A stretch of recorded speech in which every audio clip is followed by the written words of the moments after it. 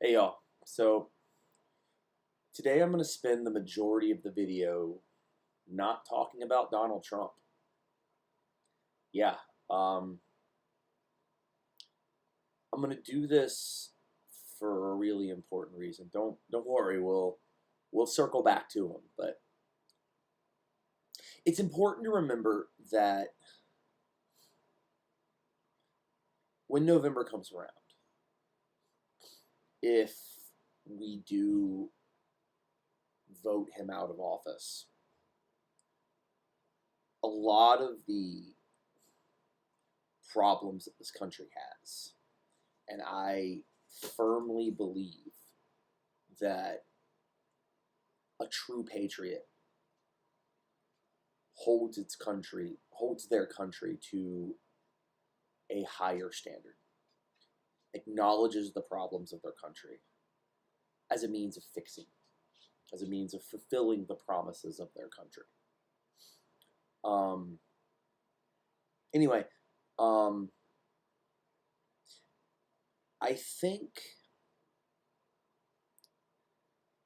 that we often lose sight of the fact that Donald Trump is not the origin of a lot of this country's problems, because he takes those problems and he uses them as gears in his political machinations. And it's really, really easy to lose sight of that. When November comes around, if and hopefully when we vote his ass out, racism, um, poverty,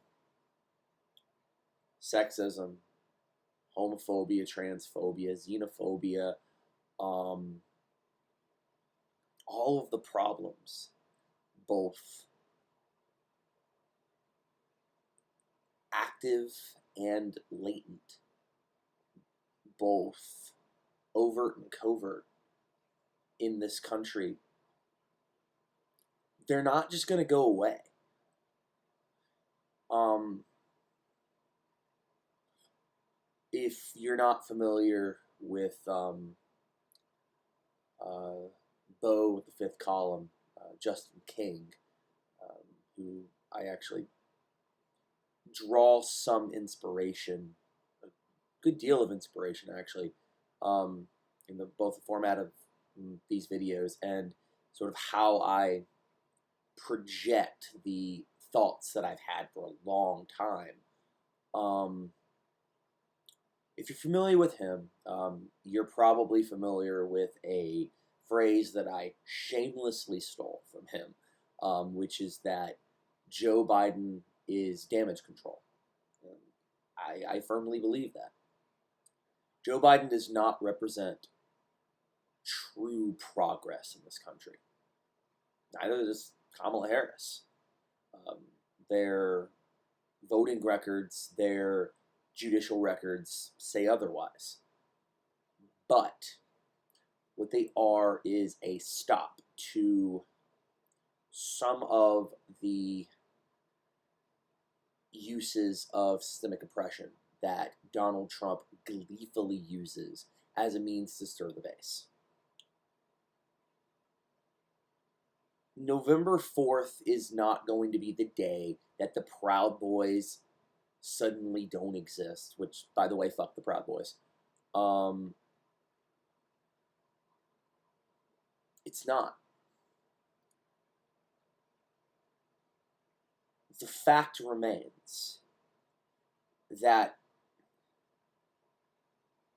as long as we allow it to exist, systemic oppression of all kinds in this country will exist. And I think part of the reason why we allow it to exist is because as a heterosexual white cis male, um, I have a ridiculous amount of privilege. I have so much privilege that I don't even know how much privilege I have. There is so much privilege that I have as a white dude coming from a middle class background. I there are privileges that I may never be able to identify. They are that many, and sometimes that covert and that embedded in the system. And that's a rough thing to have to acknowledge. Because the problem with identifying your privilege is that for a lot of people, and sometimes myself included, is those facts get inundated with feelings of guilt, feelings of shame, sometimes feelings of anger, um, feelings of apprehension that there's no way that all this could be that deep and that long running. Because from a very young age, Americans, especially white Americans, have been fed this storybook fantasy, this lie about American values, that we are superior to all countries, present and past, because of our equality, because of our liberty, because of our freedom.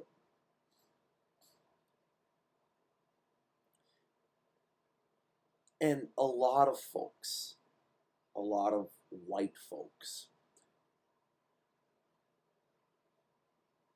they grow up around almost exclusively white folks. And so they don't see other forms of oppression. Maybe they see poverty. And I will be getting to that. By the way, this is the return of the long video, just so people are aware. White people in a position of poverty who experience intergenerational poverty, they have a choice to be they have a choice to put themselves in a position where they can read on they can read on systemic oppression. They can, open up sort of intellectual doors to help them understand things like racism, intersectionality a little bit better. But the fact of the matter is, when you are impoverished, sometimes you have to prioritize things, or at least that is the perception. And sometimes that perception is closer to reality than opinion. Sometimes that perception is closer to fact than feeling.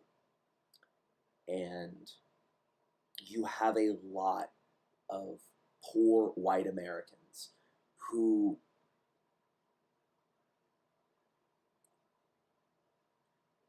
have never, and likely will never, be able to step outside of the geographic or socio-political area that has shaped their paradigm, that has sort of built their worldview. And when that happens, their worldview is going to be static. And then you have politicians who see that worldview and they prey on that worldview. You have religious leaders who prey on that worldview. You have businesses, you have corporations that prey on that worldview. And so what ends up happening is part of that cycle is an unfortunate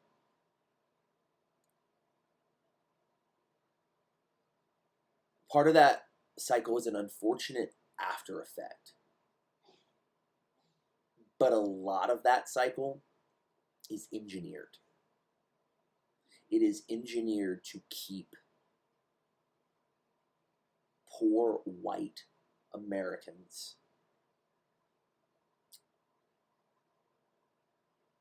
keep them under that thumb as hard and for as long as possible. And I mean, it's perpetual. And it's so deep rooted that you have entire communities that will never leave. The ones who do leave often don't come back.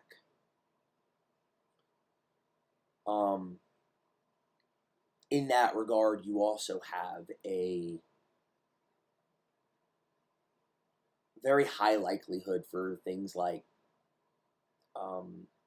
sort of individual racism, xenophobia, and all of these sort of individual mindsets that come with this paradigm exploitation. So what you'll end up seeing is these people who have they have these politicians, these religious leaders, these corporations that are preying on their already very very limited paradigm as far as a greater scope of a greater world goes. These people who prey on these folks, they will encourage, either overtly but usually covertly, these ideas of racism, these ideas of xenophobia,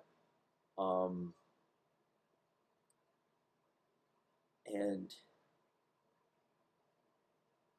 it's very predatory.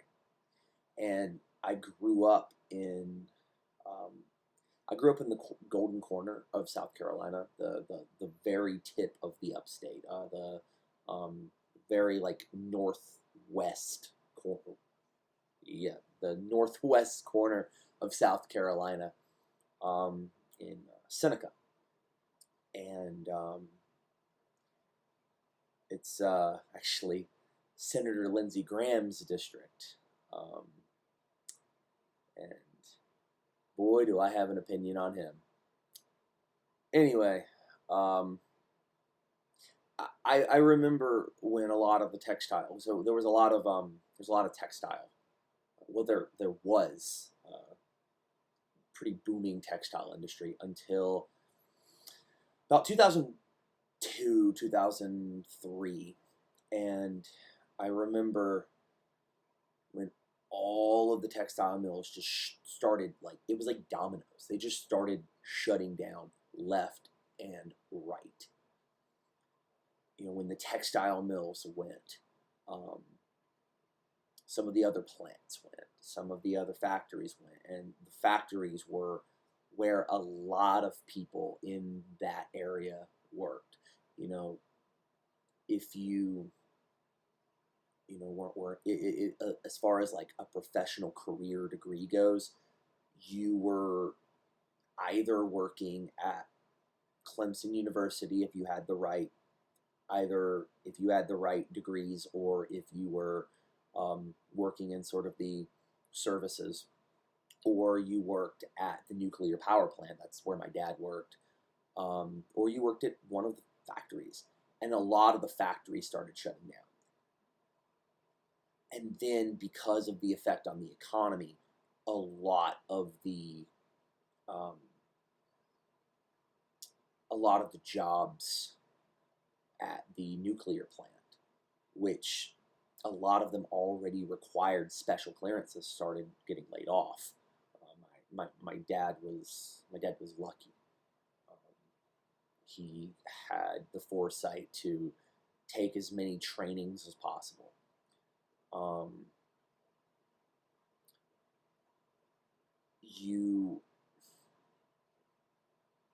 You saw an area that was hurt really bad, and the companies, the corporations that own these mills, that own these factories, they started sending the the jobs over to other countries. They started outsourcing, and of course, the politicians would point over to China, Honduras, um, Mexico as the reason why these people lost their jobs. It had nothing to do with any of the companies that had pulled their their financial security out from under these people. No, it was the person in X country that got that person's job. And this kind of mindset was encouraged. Local, state, and federal politicians all.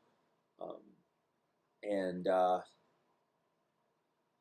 you saw it more from the Republican Party, but the Democratic Party was not, they were not innocent in this crime. And they definitely weren't guilty by association. So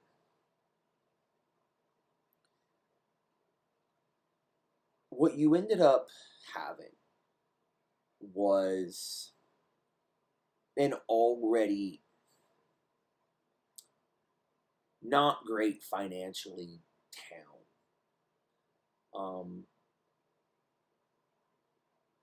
A town that was not necessarily a thriving economic hub.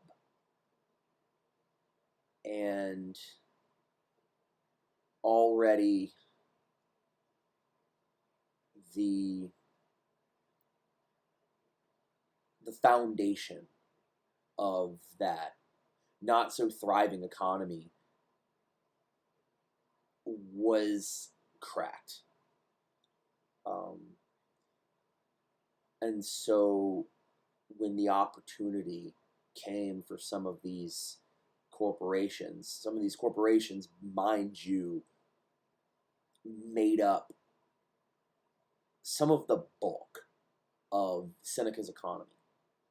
When they pulled out, it got bad. Like, it got fucking bad. And of course, a lot of these nascent ideas, which had been in play in part because of the Confederate history of South Carolina, that as made evident by my sixth grade South Carolinian state history book, which described the war between the states as a heroic deed meant to preserve states' rights. Also, slaves were involved there, I guess. It was it it it bordered on alternative history fiction,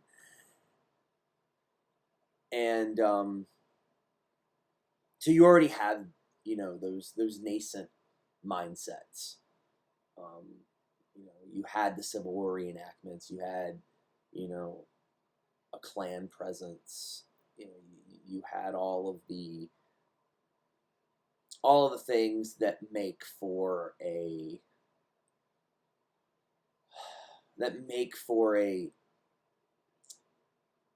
not so delicious racist soup. And then you throw a localized economic recession, bordering depression, into the pot. And then you throw in a few years later a national, and then what later turned out to be a global economic recession. And it from the research, I live in Oregon now. The research that I've done, because I still like to keep tabs on, the area, the town that raised me. They're starting to pick back up, but this is what, 15 years in the making. And I guess my point from all of this, in this story of this one town, is that there are Senecas all across the country. They're north and south of the Mason-Dixon line. They're east and west of the Appalachians. They're right here in Southern Oregon. Shit, I live in one. When I moved to Oregon, I thought that I was going to be treated to some culture shock. Not down here. There's a lot of suffering still here. It's a lot more white than Seneca, South Carolina, where I live, but the fact remains that there's a lot of poverty here. And the people who are not impoverished, the people who are on the other side of that spectrum, they want to make sure that the people in poverty stay in poverty. These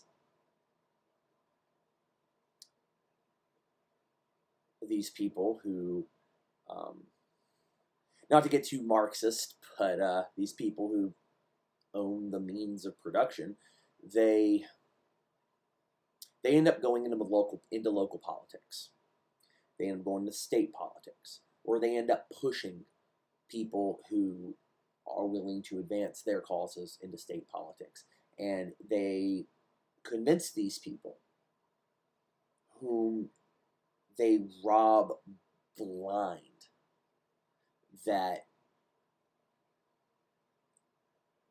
selecting them as the local leadership is in the best interest of the community. It's not much different. It's not much different than in South Carolina. It's not much different than in North Carolina. It's not that much different than in Pennsylvania. It's not that much different than in Oklahoma. It's not that much different than in, name a town and state in America, rural or urban. The story, though the story might not read the same, it's heavily plagiarized in almost every town, every city in America.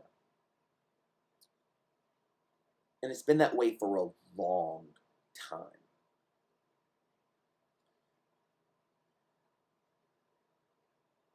And this is just the case. I'm speaking from a very limited truth. I am speaking from a very limited perspective, from the perspective of a straight white man growing up and then living uh, his going into middle age in areas that are predominantly straight and white. When you add in intersectionality, when you add in ethnicity, when you add in sex, gender, religion, when you add in all of these various and intersecting oppressions, it becomes a whole different ballgame. And often, these people who don't really have any power, at least as far as they can see, people who look like me and who might, I'm fortunate. I grew up middle class. I have experienced homelessness, but a lot of the reason for that was frankly shitheadery. And I would consider myself middle class now. There are a lot of people who look like me who are deeply impoverished. And when the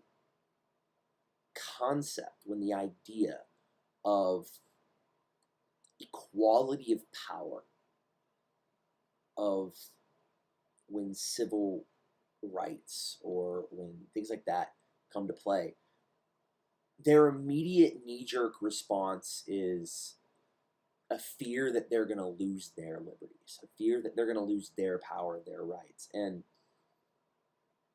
it's an irrational fear. It is unwarranted. It's unjustified. And it's not by accident. It's not. It is, that paradigm is engineered. It is manipulated to keep these people kicking at the other, kicking the other down. And the other can be so many different things. It can be people from the LGBTQIA plus community. It can be black people. It can be people of color. It can be immigrants. It could be women. It could be so many different things. So many intersecting things. Because the fact of the matter is,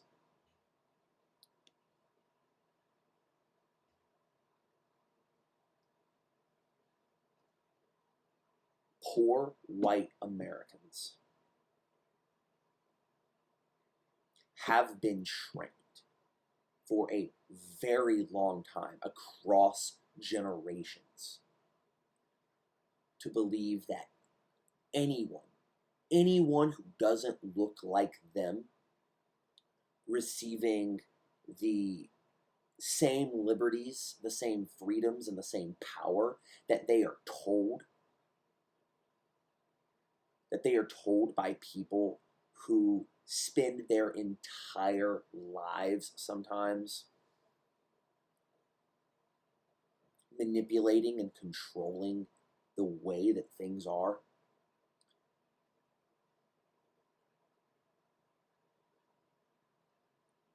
Poor white Americans are trained to believe that the only way to keep those precious liberties, to keep those precious freedoms that a lot of the times they don't even have,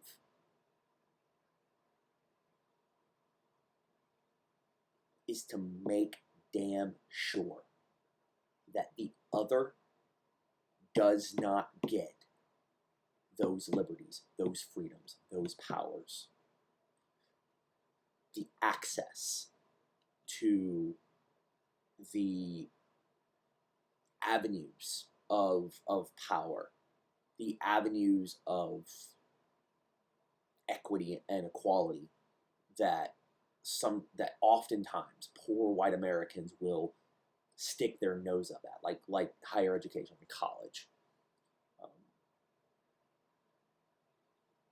and that's not by accident. And yes, I am I am not giving these people a pass. I'm not giving these people a pass for their racism. I'm not giving these people a pass for their xenophobia. I'm not giving these people a pass for their hate. I'm not, and I won't. I will not. What I will do, as somebody who can now say that I have an educational background in social science, as somebody who has been an observer, a lifelong observer of society, as somebody who has obsessively studied social stratification from a very early age, it's pretty obvious what's going on. Yes, these people are accountable for their racism. These people are accountable for their xenophobia, for their sexism, for their homophobia, for their Islamophobia, for all of it.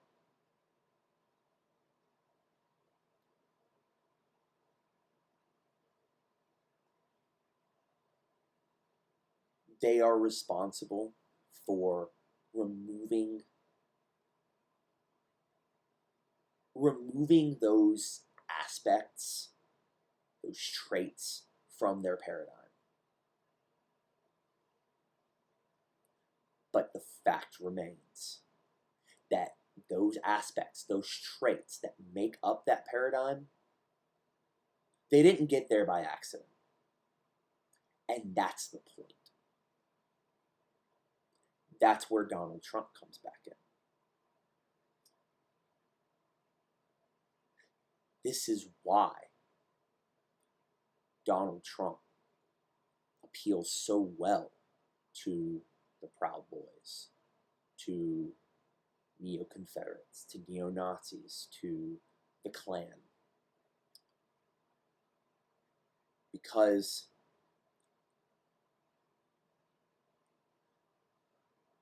to the people who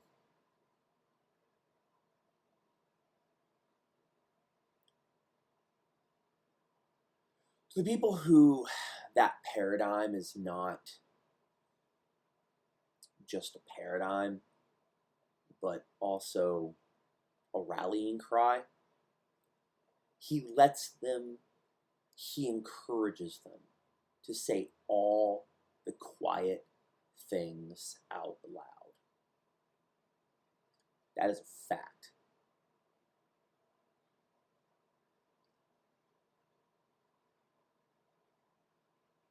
And finally, these people, your Chris Cantwells, your David Dukes, your Charlie Kirks,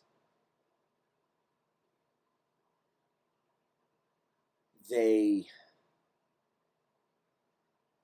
use this rhetoric. They use these paradigms as a means of strengthening their power, strengthening their wealth, strengthening their influence, and getting more and more people to rally behind them.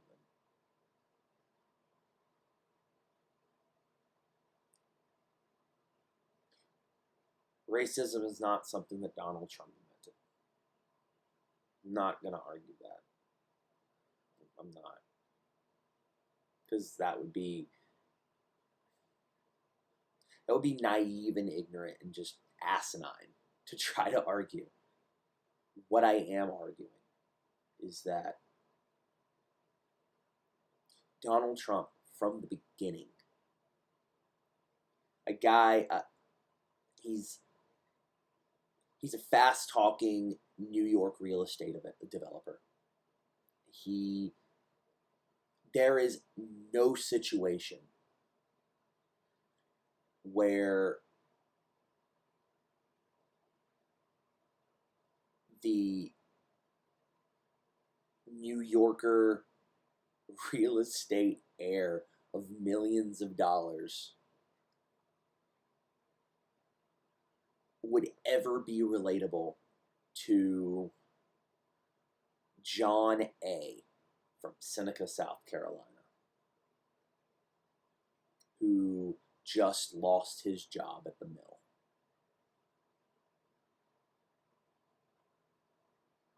But that paradigm,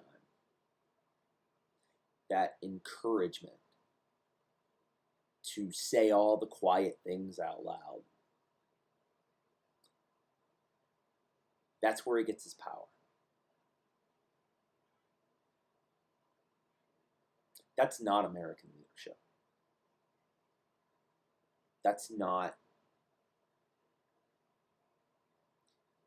the promise of America. It's not the America that I learned about when I was in school.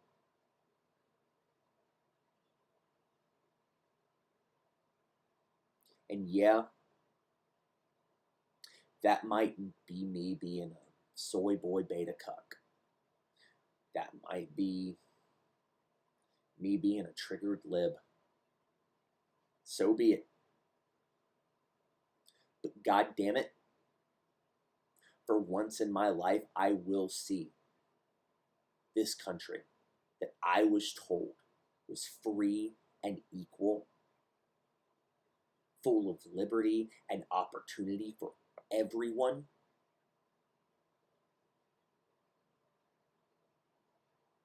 I will see that promise fulfilled. That's that simple.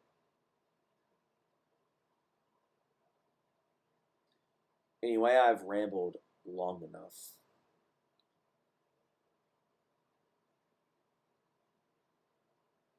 Donald Trump is not the beginning of systemic oppression in this country.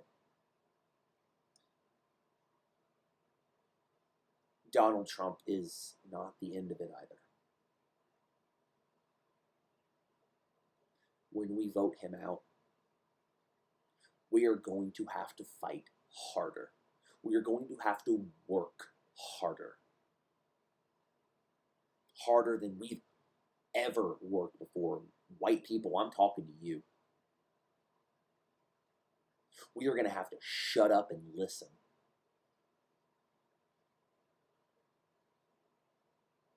When those who our ancestors oppressed, when we oppress, speak, we need to listen. And if we have to, we need to scream it from the rooftops to people who look like us. To get with it.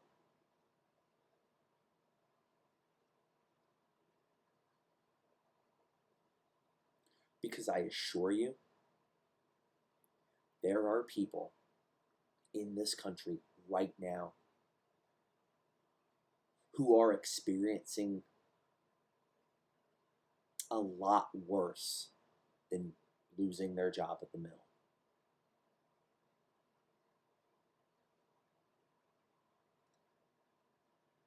y'all have a great day. It's something to think about. It's something to consider. Take care of yourselves, and we'll see y'all next time.